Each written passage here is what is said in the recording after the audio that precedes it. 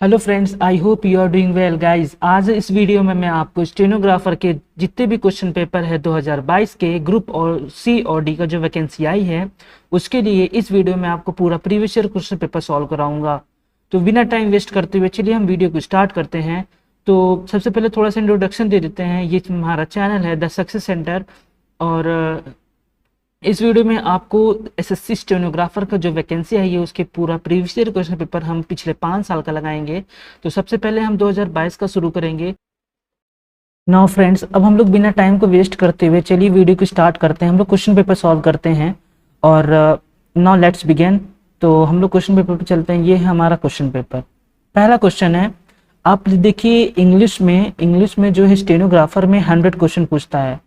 I mean 100 question पूछता है और पर क्वेश्चन ईच मार्क्स 1 नंबर के होते हैं, यानी 100 क्वेश्चन 100 नंबर। अगर आपको इंग्लिश में अच्छी पकड़ है तो आप लोग इस एग्जाम को आसानी से क्लियर कर सकते हैं। तो यहाँ पे पहला क्वेश्चन देख सकते हैं। यहाँ पे पहला क्वेश्चन है, select the option that express the given sentence in passive voice, यानी इसमें पैसिव वॉइस में आपको इसको थोड़ा सा मैं रूल्स दिखा देता हूँ।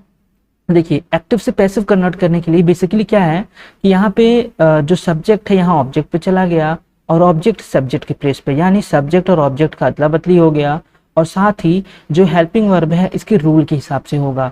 आप लोग देख सकते हैं यहाँ पे जो सब्जेक्ट, ये देखिए सब्जेक्ट यहाँ आ गया, ऑब्जेक्ट यहाँ आ गया, helping verb according to rule. और तीसरी चीज, सबसे मेन इंपॉर्टेंट बात, जो पैसिव वॉइस में हमेशा वर्ब की थर्ड फॉर्म होती है। ठीक है, वर्ब की थर्ड फॉर्म होती है। और किस चीज को ध्यान देना है कि जो सिंपल प्रेजेंट है इज एम, आप वर्ब की थर्ड फॉर्म हर एक सेंटेंस में देखेंगे। तो हम लोग यहाँ पे क्वेश्चन को देखते हैं पहले किस चीज का पूछा है। तो यहाँ बोला है the wedding planner is making. आप लोग यहाँ ध्यान रखेंगे ये है प्रेजेंट कंटिन्यूअस प्लस बस कंटिन्यूअस टेंस में बीइंग जुड़ जाता है, BEING। हम लोग सबसे पहले बीइंग को नोटिस करेंगे। इसमें बीइंग है, चलिए सही है। इसमें भी नहीं, ये गलत है। इसको इलिमिनेट कर देंगे, ये दोनों ऑप्शन गलत है। तीसरे में देखिए यहाँ पे बीइंग है। अब हम लोग यहाँ पे देखेंगे बीइंग हो गया। अब देखेंगे वर्ब की थर्ड फॉर्म। देखिए इसमें वर्ब की थर्ड फॉर्म है, चलिए अच्छी बात है।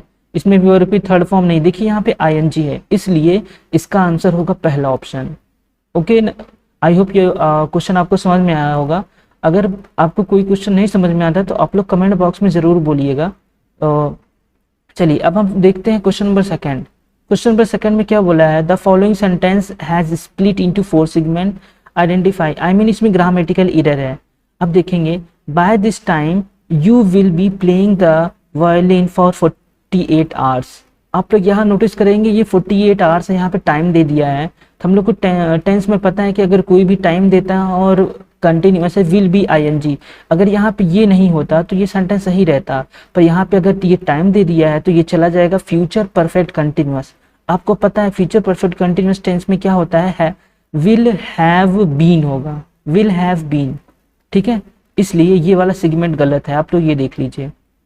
आप लोग इसको एक चीज पॉइंट को ध्यान रखिएगा, क्योंकि जितने भी आंसर की आते हैं उसमें डायरेक्टली ऑप्शन दे देता है, पर मैं आपको इसमें आंसर के साथ बताऊंगा। ठीक है, अब चलिए थर्ड पॉइंट पे चलते हैं, थर्ड क्वेश्चन पे। यहाँ पे बोला है यहाँ पे पैसिव वॉइस है, ये भी पैसिव वॉइस है। सबसे पहले आपको पहचानना है हेल्पिंग वर्ब से कौन सा टेंस है। सारा was bringing the cake for the party. सारा, देखिए यहाँ पे है पास्ट कंटिन्यूअस, क्योंकि यहाँ वॉज प्लस बीइंग ब्रिंगिंग लिखा, वर्ब की ING फॉर्म। तो जो कंटिन्यूअस में होता है इसमें बीइंग जुड़ा होता है, BEING। देखिए इसमें है, ये सब में बीइंग जुड़ा है, तो चलिए इसकी ठीक अच्छी बात है। अब देखिए द केक, ठीक है, ये ऑब्जेक्ट है, इसमें सब्जेक्ट हो जाएगा। देखिए सब में सेम है, फॉर द पार्टी। अब देखिए यहाँ पे हेल्पिंग वर्ब नोटिस करिए, ये है पास्ट तो पास्ट ही रहेगा, चलिए ये सही है, ये रॉन्ग है। अब देखिए यहाँ पे एक केक है, ठीक, यहाँ पे सिंगुलर के लिए वॉज लगता है, ये देखिए वॉज। ठीक है, इसलिए ऑप्शन नंबर 4 इज राइट। अब देखिए कुछ आंसर नंबर आप लोग एग्जाम में रहेंगे तो ये पता नहीं चल पाएगा, पर हम लोग देखेंगे ऑप्शन नंबर पहले पे और दूसरे में क्या डिफरेंस है।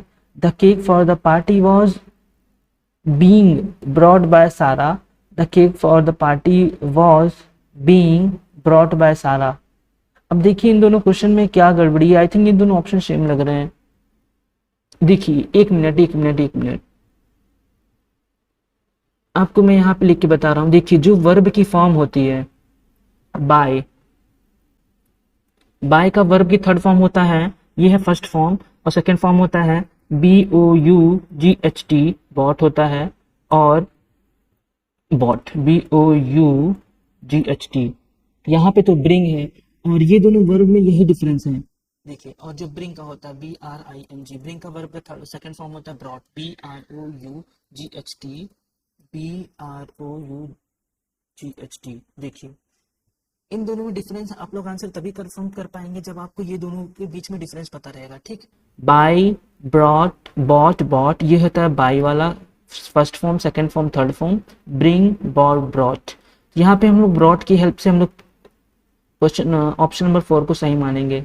नाउ हम लोग चलते हैं चौथे क्वेश्चन पे।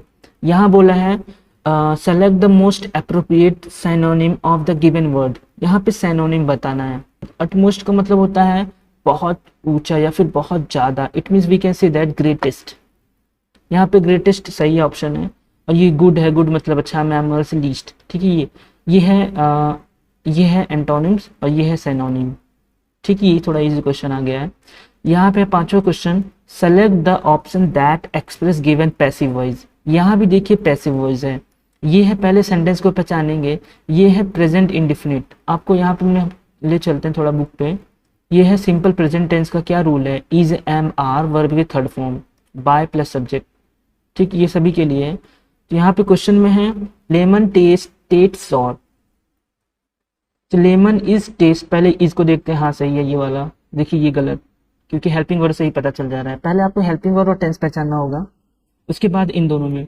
देखिए lemon is sour when it is tasted, ठीक है, ये वाला भी सही है। Lemon is tasted sour. अब देखिए, इन दोनों ऑप्शन में दोनों क्वेश्चन चाहिए, लेकिन जो हमारा आयोग है वो माना है पहला क्वेश्चन, ठीक है। Lemon is sour when it is tasted, यहाँ पे पैसिव वॉइस को डिनोट कर रहा है कि आप जब टेस्ट करेंगे तभी आपको इसके लेमन का टेस्ट पता चलेगा। बट यहाँ पे लेमन इज टेस्टेड सॉर, यहाँ पे एक तरह से निर्जीव की दिखा रहा है। इट मीन्स लेमन एक तरह से लाइफलेस ऑब्जेक्ट है, तो इसलिए हम लोग इसको दिखाएंगे, ठीक है, लेमन, पहला ऑप्शन इट इज राइट। हम लोग चलते हैं नेक्स्ट क्वेश्चन पे। यहाँ डायरेक्ट इनडायरेक्ट बोला है। यहाँ पे देखिए, Saurabh said always we have been cheated. देखिए यहाँ पे सब लोग कर लेंगे, यहाँ पे एक्सक्लेमेशन मार्क का यूज हुआ है, ठीक है। तो पहला ऑप्शन सही है, दूसरा एलिमिनेट कर देंगे, तीसरा भी यहाँ वॉज है, सेड, ये पहले और चौथे में देखिए एक्सक्लेम विद सौरव, ये दोनों सही है। अब यहाँ पे कॉमा के प्लेस पे यहाँ दैट आ गया, चलिए ये भी सही है, ये भी सही है। अब आ गया we have been. We have been ये किसमें जाता है, प्रेजेंट परफेक्ट में। अब प्रेजेंट परफेक्ट है तो पास्ट परफेक्ट होना चाहिए। देखिए इसमें यही चीज दे दिया है, इट मींस ये वाला ऑप्शन गलत है, ये वाला सही है, हैड बीन। आई थिंक ये क्वेश्चन इजी है। चलिए नेक्स्ट चलते हैं क्वेश्चन नंबर 7 पे। द फॉलोइंग सेंटेंस स्प्लिट, इसमें ग्रामेटिकल एरर है। तो यहाँ लिखा है give me a book that is on the table.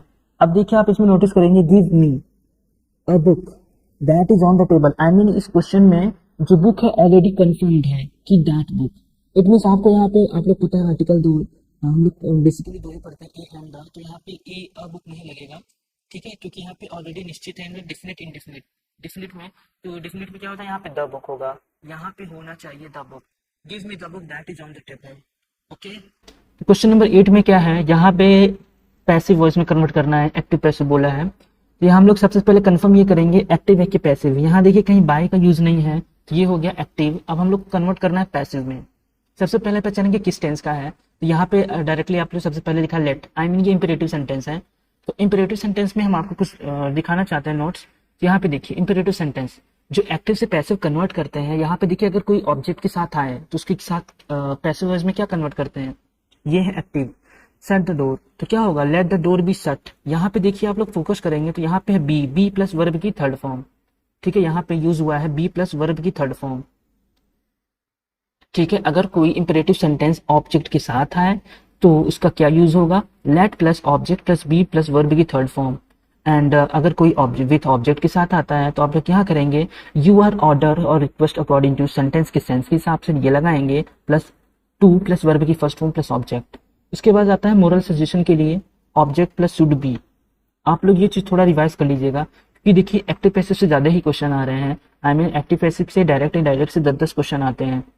तो अब हम लोग चलते हैं क्वेश्चन पेपर पे। यहाँ पे अकॉर्डिंग टू सेंटेंस के हिसाब से अगर ये देखें तो पैसिव वॉइस में क्या होगा, लेट से स्टार्ट होगा, तो ये ऑप्शन नंबर पहला इलिमिनेट कर देंगे और तीसरा भी इलिमिनेट कर देंगे। अब आता है second and fourth, let the importance of renewable energy is, ये देखिए गलती पता चल गया, यहाँ पे इज नहीं होगा, यहाँ पे कब बी, ये देखिए यही चीज क्वेश्चन नंबर 4 में, ऑप्शन नंबर 4 में सही है, be emphasized. So option number 4 is right answer. हम लोग चलते हैं क्वेश्चन नंबर 9 पे। यहाँ क्वेश्चन नंबर 9 पे भी पैसिव वॉइस है, तो it is your duty to help the poor people in your parish. ठीक है, इट इज योर ड्यूटी। ठीक है, सबसे पहले ऑब्जेक्ट को सब्जेक्ट को पहचानेंगे, इट, और यहाँ पे ऑब्जेक्ट है द पुअर पीपल। ठीक है, ये भी साथ में जोड़ सकते हैं, तो यहाँ पे है the poor people in your Paris. ये देखिए पहला सेकंड ऑप्शन दोनों सही है। The it is suggested that, ये नहीं होगा, यू मे अलाउड, ये भी नहीं होगा। चलिए पहले और सेकंड, फर्स्ट एंड सेकंड में देखते हैं। इन योर, देखिए the poor people in your Paris, in your Paris, यहाँ पे इन द पैरिस, गलती तो पता चल गई है। So option number first is right. आर, अब देखिए तब भी थोड़ा सा आगे देखते हैं, इस का क्या हो जाएगा आर, क्योंकि यहाँ पे ढेर सारे पीपल की बात कर रहा है, आर हो जाएगा। बी वर्ब की थर्ड फॉर्म हो गया। सो option number 1 is right answer. So now question number 10 पे हम लोग चलते हैं। क्वेश्चन नंबर 10 में क्या है, हम लोग यहाँ सिनोनिम बताना है कि यहाँ पे as the effect of anaesthesia dissipated the patient regain consciousness. तो यहाँ पे है as the effect of anaesthesia. Anaesthesia एक प्रकार का मेडिसिन है, आई मीन जब किसी को ऑपरेशन होता है उस समय इस दवा को दिया जाता है, एक तरह का मेडिसिन है एनेस्थीसिया। और यहाँ पे डेसिसिपेटेड, अब आप लोग सेंटेंस के मीनिंग के हिसाब से अगर देखें तो यहाँ बोल रहा है as the effect of anaesthesia, मतलब जैसे ही एनेस्थीसिया का इफेक्ट कम हुआ, आई मीन इफेक्ट कम हुआ, इस दवा का प्रभाव कम हुआ, डेसिसिपेटेड द पेशेंट, तो जो पेशेंट का कॉन्शियसनेस था फिर से रिगेन हो रहा है। आई मीन जैसे ही इसकी दवा का असर कम हुआ, जो कह सकते हैं यहाँ पे कम होना या फिर गायब होना, यहाँ से इन्होंने बताना है हमें, जैसे ही एनेस्थीसिया का असर कम हुआ तो जो पेशेंट है वो भी अपने सबकॉन्शियसनेस पे असर आ रहा है, मतलब वो फिर से होश में आ रहा है। तो यहाँ पे इसका साइनोनिम देखे थे डिसअपियर, डिसोल्यूट, एंटोनिम देखे तो एस्टिक। तो यहाँ पे है रिटर्न, रिटर्न तो होगा नहीं, डिसअपियर। ठीक, इनहेंस मतलब बढ़ जाना, हाईलाइटेड मतलब हाईलाइट करना। ये option number 2 is right answer. देखते हैं क्वेश्चन नंबर 11। यहाँ पे भी डायरेक्ट पूछा है। यहाँ बोला है she said to me I was thinking of going. यहाँ पे देखिए पास्ट कंटिन्यूअस टेंस है, तो पास्ट कंटिन्यूअस टेंस का होगा past perfect continuous. Past perfect continuous tense में क्या होता है rule, had plus being ING. हम लोग सीधा हेल्पिंग वर्ब देखते हैं, पहले स्टार्टिंग देखते हैं। सी सेड टू मी, यहाँ सेड टू का टोल्ड में होता है, तो ये question number option number first is wrong. Told me third number is wrong. देखिए टोल्ड मी ऑप्शन नंबर 2 और 4th में, देखिए ऑप्शन नंबर 2 और 4th में देखेंगे सेम है दैट। अब देखिए आपको पता है एक रूल, सब्जेक्ट अगर यहाँ पे सब्जेक्ट आता है, आई मीन फर्स्ट पर्सन आता है तो सब्जेक्ट के हिसाब से चेंज होगा, अगर यहाँ पे सेकंड पर्सन आता है तो ऑब्जेक्ट के हिसाब से चेंज होगा। इसको समझने के लिए मैं आपको एक तरीका बताता हूँ। ये हो गया SON, ठीक, सब्जेक्ट ऑब्जेक्ट नो चेंज। अगर कोई यहाँ पे अगर फर्स्ट फॉर्म आएगा तो सब्जेक्ट के हिसाब से, देखिए एस के नीचे 1, अगर सेकंड पर्सन आएगा तो ऑब्जेक्ट के हिसाब से, अगर यहाँ पे यू आता तो मी के हिसाब से चेंज होता, I mean second person. Third person यानी नो चेंज। आप लोग को ये आई होप ये पता ही होगा, फर्स्ट पर्सन थर्ड पर्सन ये सब क्या होते हैं। फर्स्ट पर्सन आई भी होता है, बाकी सेकंड पर्सन यू में होता है, और थर्ड पर्सन नो चेंज, यानी अगर किसी का नेम ही सी इट दिया है तो नो चेंज होगा। तो हम लोग यहाँ देखेंगे आई है तो सी के हिसाब से यहाँ हो जाएगा सी, देखिए ये इसमें सी है। So question number second is option number second is right, और ये ऑप्शन नंबर 4th गलत है। So option number second is right. हम लोग थोड़ा ऊपर चलते हैं, नेक्स्ट क्वेश्चन, क्वेश्चन नंबर 12। यहाँ पे बोला है नो सब्स्टिट्यूशन रिक्वायर्ड, मतलब यहाँ पे जो अंडरलाइन इसमें यहाँ पे गलती देखनी है, इसमें क्या ये सब हो सकते हैं। चलिए द न्यूज, देखिए कुछ नाउन ऐसे होते हैं जो दिखते हैं प्लूरल पर होते हैं सिंगुलर एक्चुअली में, तो यहाँ पे इसके हिसाब से यहाँ क्या हो जाएगा वाज, वर के साथ बीन तो हो नहीं सकता, ठीक है। Cancelled, upset all our plans, अब देखिए वर के साथ तो बीन पॉसिबल नहीं है, तो यहाँ पे was के साथ भी been नहीं होगा। सो हम लोग question number second, option number second is right. Had been cancelled, ये चला जाएगा past perfect. Okay, I hope ये आपको समझ में आया होगा क्वेश्चन। ये हैड बीन चला जाएगा तो यहाँ हो जाएगी पास्ट परफेक्ट। अगर आपका टेंस एकदम अच्छे से क्लियर है तो आप लोग अच्छे से, आपको सब कुछ समझ में आ रहा होगा। इस चीज को आपको नोटिस करना है। यहाँ पे क्वेश्चन नंबर 13 में क्या बोला है, एरर फाइंड करना। It is a little late, यहाँ पे होगा लिटिल नहीं होगा, यही एरर है। ठीक है, यहाँ पे लेट नहीं होगा, तो ये option number 4 is right answer. Now question number 14, यहाँ बोला है the following sentence has been split, यहाँ पे ग्रामेटिकल एरर बताना है। तो द क्वेश्चन है ही reached quickly because 5 miles were not a long distance for a young man be like him.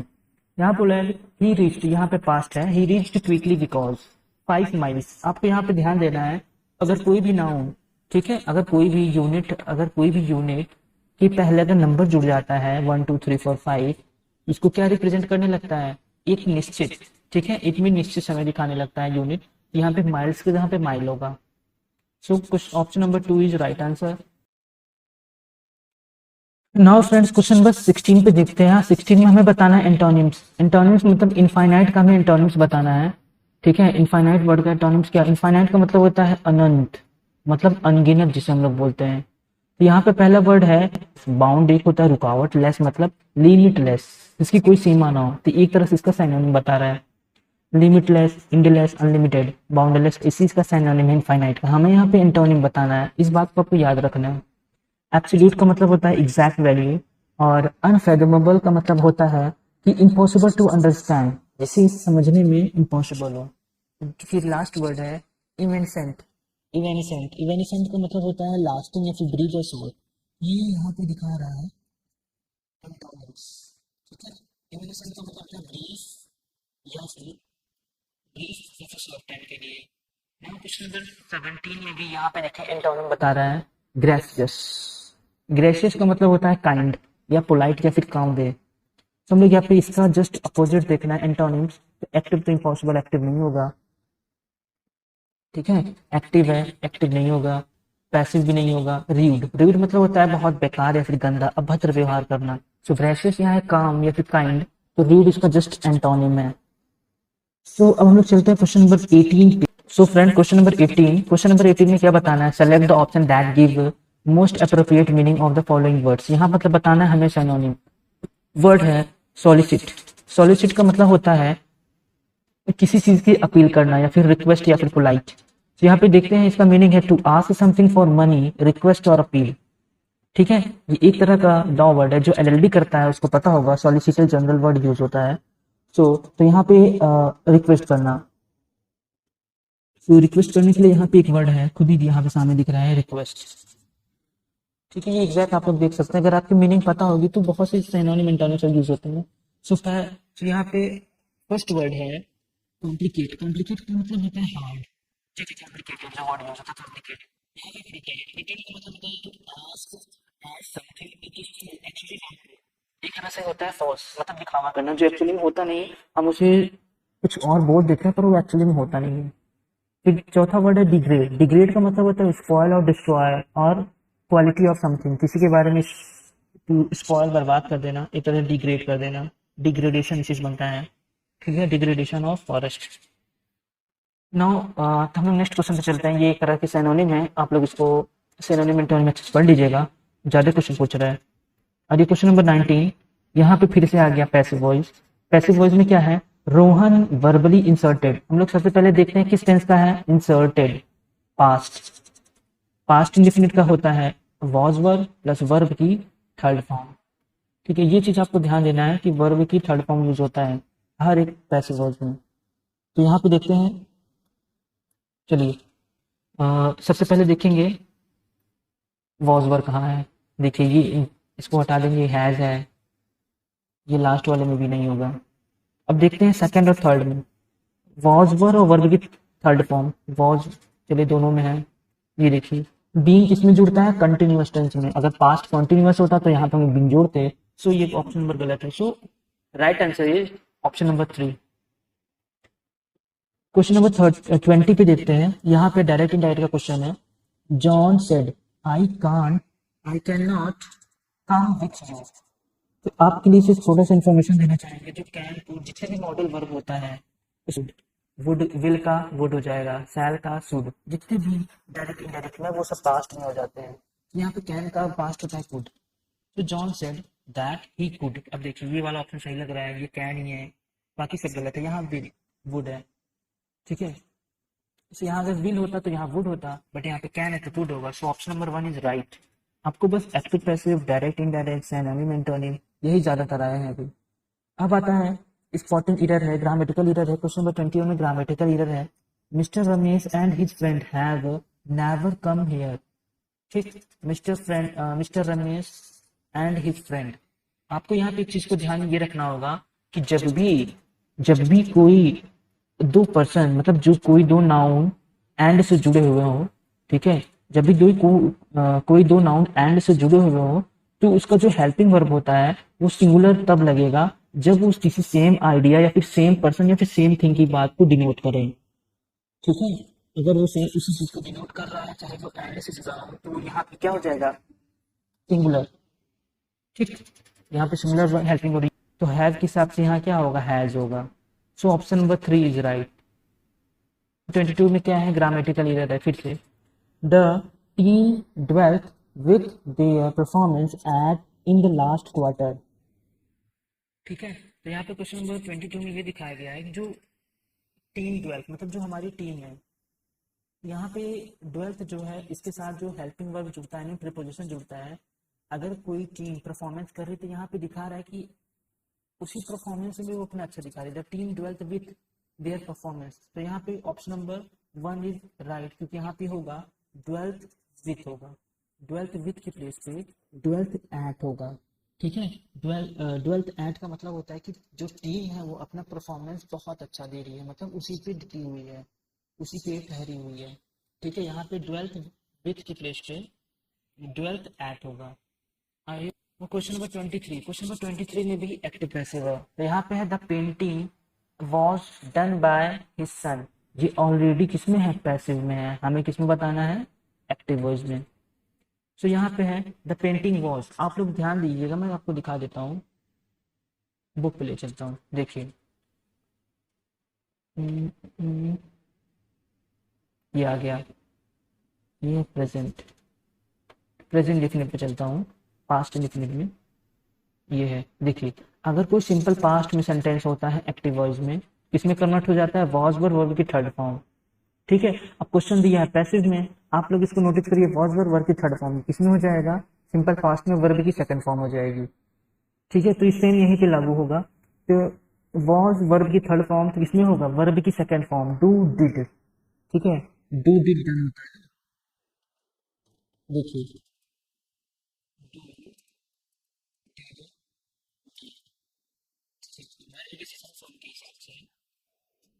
यहाँ पे डिड होगा।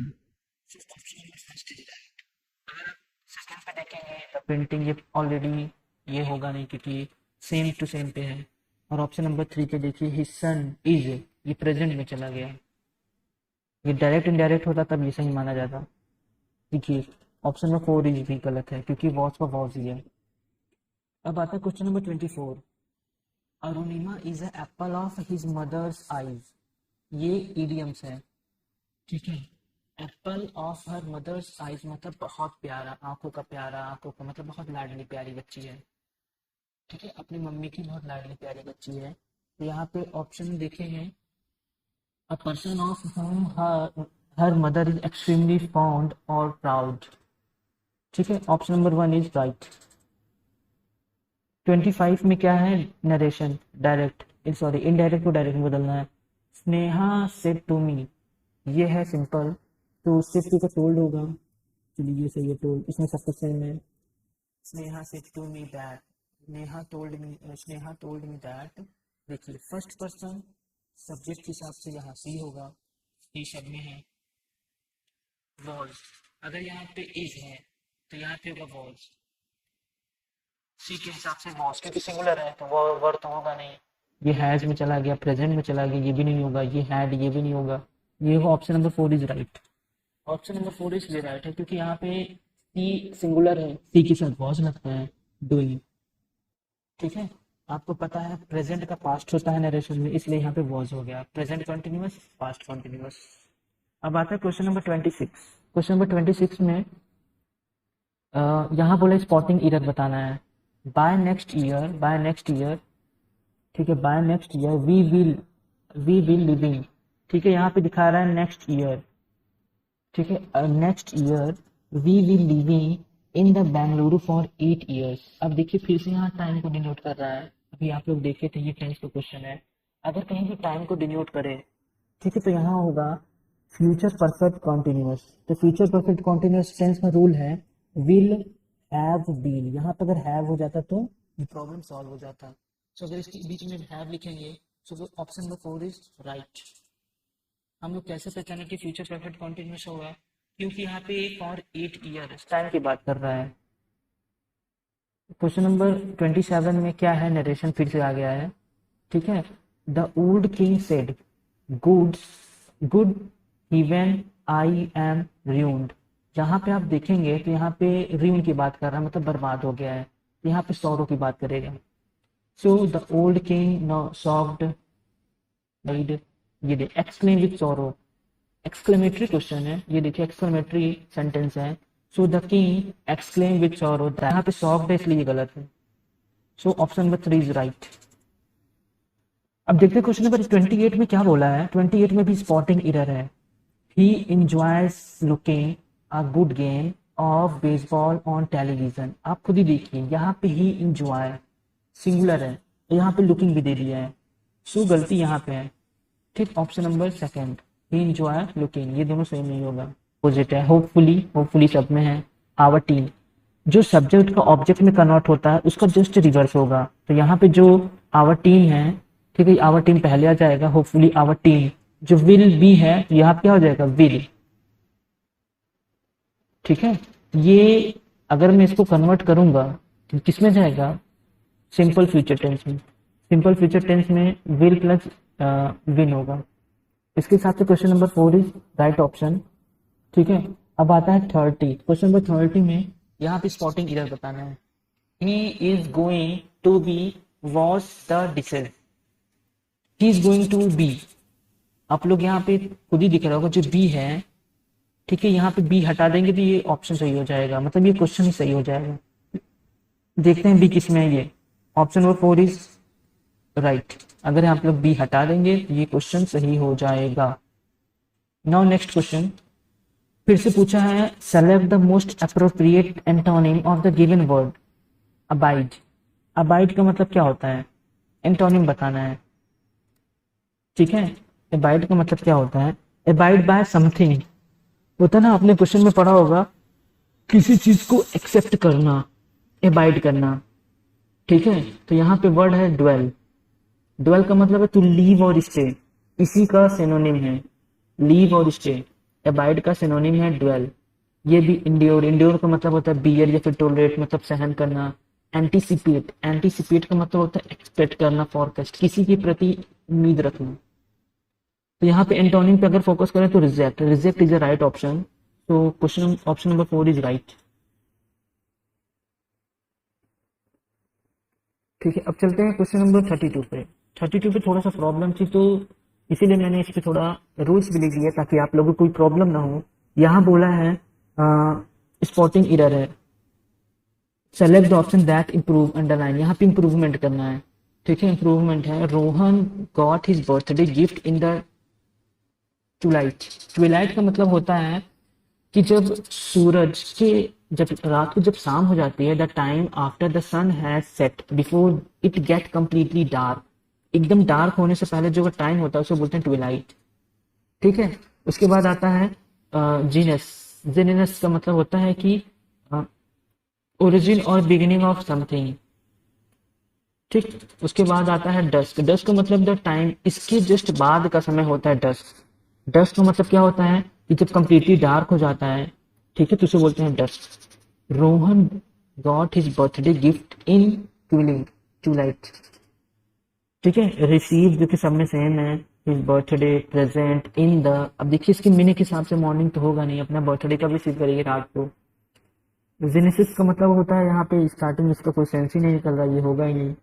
डाउन का मतलब होता है भोर, भोर में तो नहीं एक्सेप्ट करेगी। डस्ट मतलब जो बर्थडे सेलिब्रेट होता है यूजुअली हमारे इंडिया में क्या होता है ना कि जो केक को कटता है शाम को 7-8 बजे से कटना है, मैक्सिमम माना जाता है 8 बजे, तो वही दिखा रहा है, तो ये ऑप्शन नंबर डस्ट होगा। Option number 4 is right answer.